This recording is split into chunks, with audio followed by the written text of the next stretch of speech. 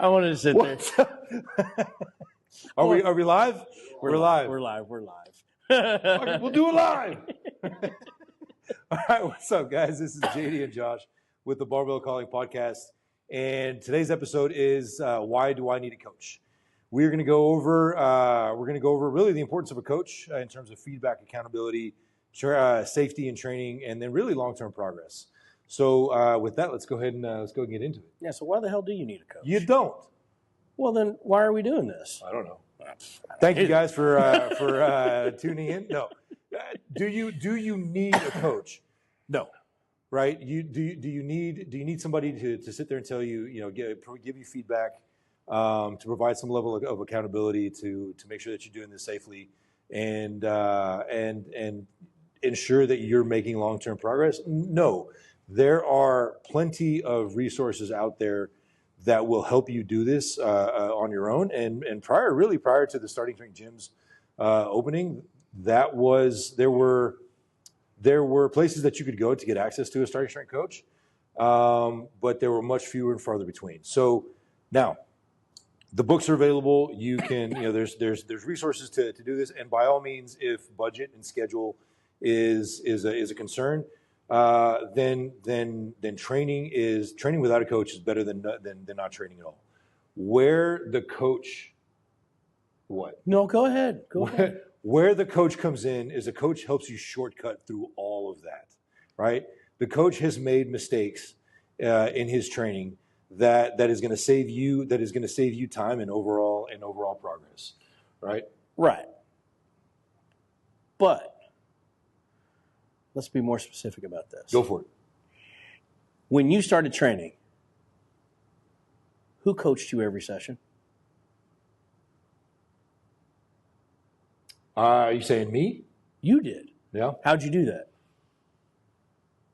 So I would set up my video. So I found Starting Strength because I was doing a bunch of cardio and running and stuff, and I have a beautiful wife and 3 daughters that look like their mother, and I thought one day these girls are going to bring home, some star jock, and I got to be big enough to scare this kid. And I just got fed up with doing all the cardio stuff, and I thought I'm going to lift heavy and get big, and so I found Starting Strength, started doing the movements, and I realized that I don't know what the hell I'm doing, right? And so I started working. I found a coach, started working with a coach online. But I think to the point that you're making, I would set up my video, right? I would video my sets, and then I would go back and look through and try to see where I was going wrong and what I was doing right or wrong. Exactly, right? exactly. And that's my point of it is, even if you don't think you need a coach, you are your own coach. You are coaching yourself. Absolutely. You are coaching yourself. So now with the materials such as, yeah, so I do I'm seminar staff for Starting Strength, the credential, and I end up doing the coaching lecture. And one of the things we always point out is, whether you like it or not, if you're going to get into this, or anything for that matter, I'll even argue that it's like anything that you do. Now we all have cell phones. We're going to sit there, we're going to videotape ourselves, and we're going to look back at it, and we're going to try to correct ourselves. Sure. That's coaching. It is. That is coaching. So if you want to have the argument of why do I need a coach, I know what I'm doing. Do you? Well, you might know what you're doing. You might think you know what you're doing. What if you can get better at what you're doing? Now that's the thing. That's the thing. So like when we get people that come in here and they're like, oh, I've been doing this on my own. I've been doing Starting Strength on my own for like 6 years, whatever. I can squat. I can do all that. Great. 105 squat. I've read the book. I've read Basic Barbell Training by Mark Ripto. I've looked through it. I know it. Hey, great. Let me see how you interpret it. That's when the rubber meets the road. That's when what we do and what we specialize in really, really pays off, because now I get to see if somebody's doing a good morning squat, which is like basically they think that leaning over means, oh, well, my back's going to be horizontal to the ground and I've got to squat down and then stand up and then do it that way. Yeah. Versus, no, you're going to lean over the appropriate amount, and that's going to vary from person to person. I cued a guy yesterday to not lean over so much. Yeah. last night. Yeah. Yep. Because he was getting. Well, hell, let's since this is going to be on the internet, let's go ahead and put this out there. The bar position. That's the number one thing we do at Starting Strength, a low bar back squat. And everyone's interpretation of the low bar back squat, where the bar actually is on your back, oh God, that varies from like halfway down your arm, halfway down your humerus. To the top of your neck. Yeah, to the top, bottom of your neck. To the bottom of your neck. I mean, you name it. It runs the gamut of what people interpret that. Yeah. So where we come into play is now we get to sit there and be very specific about it and put people in the right positions, even though they might be doing this on their own and have been doing it on their own for a long period of time. Yep. You know, we get to sit there and fine tune that. That's just like if you're trying to be a pitcher on a baseball team and you're like, oh, I know how to throw a ball. It's not a big deal. I've taught myself how to do all this stuff. I'm sure you have some experience with it, but is it the best? Is it the most optimal? Are you getting the most bang for your buck on this? So to say it in a more succinct way, right? So do you need a coach? Not if it's maybe Do you absolutely need a coach? Can you do this without one? Yes, you can do this without one. But right, the coach or the starting strength coach anyway has gone through years worth of training and has acquired an understanding of the material. The understanding requires the understanding of the lifts requires a broad understanding of the principles behind it, the physics that go into it, the anatomy and the physiology that goes into it, right? And has determined the best way to do it. So instead of you going through all those mistakes, right, their coach can get you there from one rep to the next, right? To short circuit years worth of learning and mistake making. Or I guess not one, but two, the coach also provides a level of accountability, right? Mm-hmm. Some people, for me, getting started, the hardest part of the workout was at 5 a.m. from my bed to the closet to get my stuff on, and then the walk to the gym in my garage. That was the hardest part because nobody was waiting for me, right? But if people will, one of the things that we find that is actually the biggest one of the biggest factors of retention is the fact that people know that there are people waiting for me in the gym. Yeah. Right. They're the people that I train with, and then there's my coach who is going to send me a text message saying, hey, what's going on? Are you, is everything okay? Do we need to move you to a different session to help with the schedule?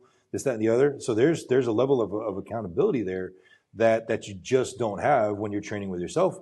And maybe you don't even have if you're training with workout partners.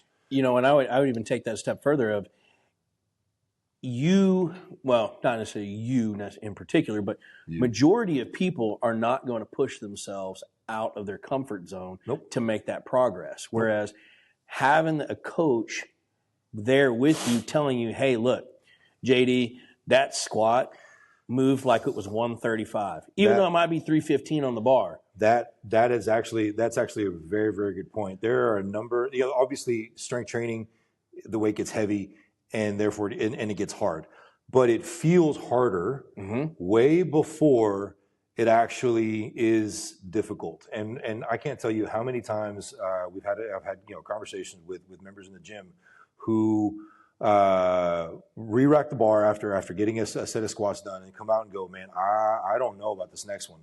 Right. And what we have them do is set up a video your next set. We're going to take it rep by rep. Right. And then they go through a set of 5 and then they look at the video and there is a marked difference between how it feels versus how it moves. And many times the reaction is like, holy crap, that looks like a completely different squat. That looks a whole lot easier or move faster than what it felt. Yeah. Right. And it's the coach who understands the difference between perception and reality that can help, that can help you do that. Absolutely. And on top of that, with with that accountability and not just for the attendance, but also like, hey, look, you've got more in you. There's another fear component that comes with that the coach comes in and can actually help with, and that is safety. Safety is probably the number one thing that we deal with all the time. If people be like, I don't want to push any harder because I'm afraid I'm going to get hurt. Sure. And having that coach there all the time to sit there and make sure you're doing things correctly, as long as you communicate, that's of course the number one thing. If you don't tell us that, hey, I feel this, and this, well, we don't know. We only see what the movement is. We don't know that you are actually in pain halfway down in your lower back. We don't know these things. But the more you communicate with us, the more we can sit there and feed off of our own personal experience to give you a better experience overall and put you in better positions so that you are safe, The flip side of that too is, so with the I am apprehensive about pushing further because it feels really heavy. Well, one, it does get heavy, and two, it's time to make a change because you can't keep adding 5 pounds to the bar. You can't keep adding weight to the bar ad nauseum. Otherwise, we would all be walking around with 800-pound squats. It just doesn't work that way, right? You're thinking too low. It's 1,000 pounds, right? We'd all be like Hafthor Bjornsson and all those guys moving big weight. Right, but at some point the program needs to change, right? Although you have the the infamous workout buzzword, you hit plateaus, right, where the weight doesn't progress, and at some point, and you need to make a change there, because if you're going to train and if you're going to get strong, right, and we talked about why to get strong in the last episode, but if you're going to do that, the weight and the stress needs to continue to go up. But there's a way to do that to where the weight goes up over time, but it's not, every session isn't a grind, right? And it's the coach that, through his own mistakes and the understanding of the first principles that go into strength training, will help make better decisions so that you can continue to train. So otherwise, you learn by making mistakes, and mistakes just delay you or cause injuries, or not as safe as you were talking about a second ago. Yeah, and getting those point where you hit the plateaus, the coach will sit there and make a programming change, whether it's going up 2.5 pounds or not going up every single workout. That's exactly right. So instead of like at the beginning of starting strength, obviously in your progression, you end up going up every single workout, and that's 3 days a week. So you're going to add 5 pounds roughly Monday, Wednesday, Friday.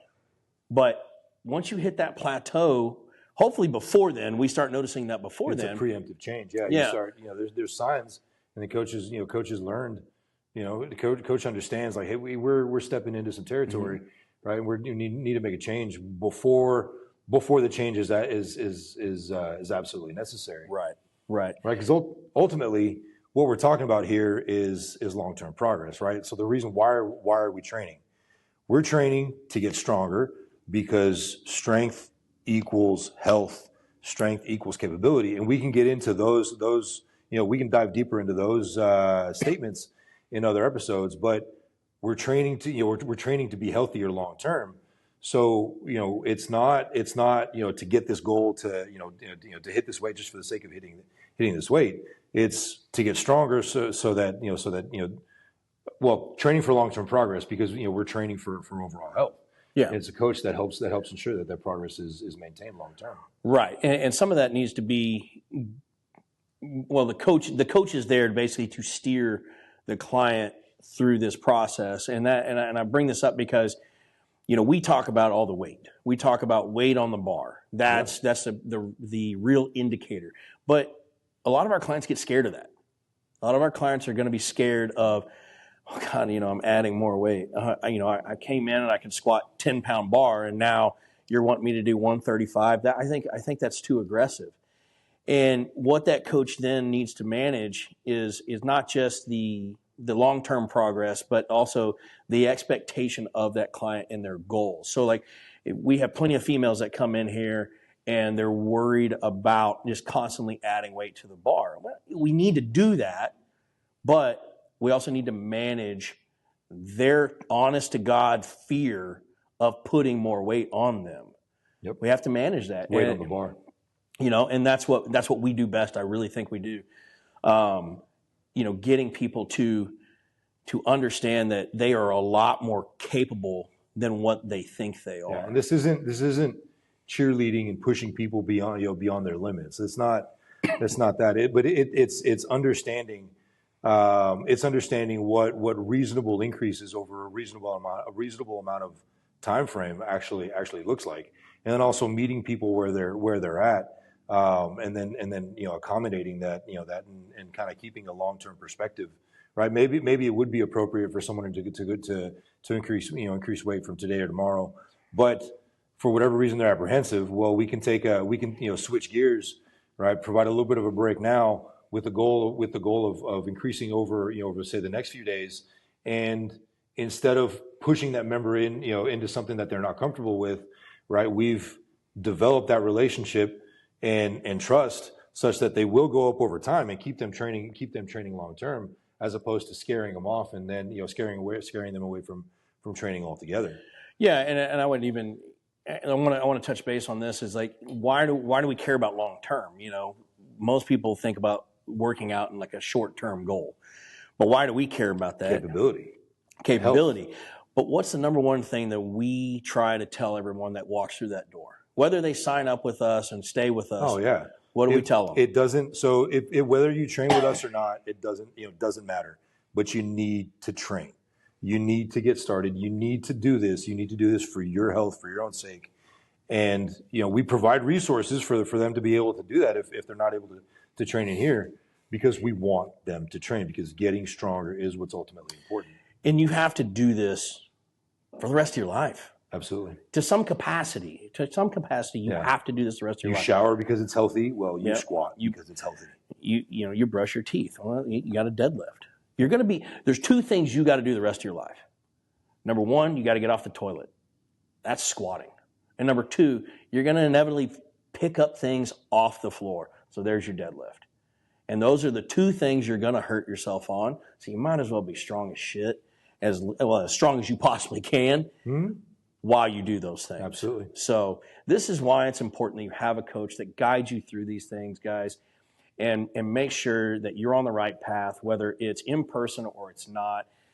It's good to have a coach for those reasons, or get to the point where you are capable of coaching yourself. But even then, the other thing that we need to talk about is even coaches need coaches. Yeah, I mean, we can talk about. So we were, I've gone backwards on my training, and I was talking to Josh about it, and mentioned it in the first question from him was like, well, what's your nutrition look like? What are your macros looking like? And we go through it, and I had been making changes to my diet without looking at the entire picture, because I'm so married to, I'm so in the details. And one of the things that he was able to point out was like, hey, your carbs are way too low, right? I had increased my protein significantly, but I had, my carbs were down, were a third of what they need to be. Yeah, I mean, you were borderline ketosis. The coach is outside of all the stuff that's in my head, and can take a much better macro view of it, and can kind of help you cut through the BS that that comes along with it. So even coaches need coaches. Yep. There's a honest thing that we talk about all the time, and that is coach creep, form creep. These things all happen, and that's why we're here.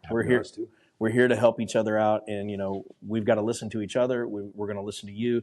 There's things that you are going to coach us on, as well as we're going to coach you on. So it's a big circle, and in order for this to continue to grow and for everyone to continue to get better, just in life, in your interactions with life, we have to coach each other through things. So that's the episode, guys. You need a coach really to help you with long-term progress, to keep you accountable, shortcut the mistakes that you will inevitably make. So now, if you like the podcast, go ahead and subscribe, give us a like, and leave us a comment. Tell us how much you like this, and leave us a 5-star review if you when you get a chance. Next episode is I'm cutting Josh off. Next episode is, do I need to get in shape before I come in to get in shape?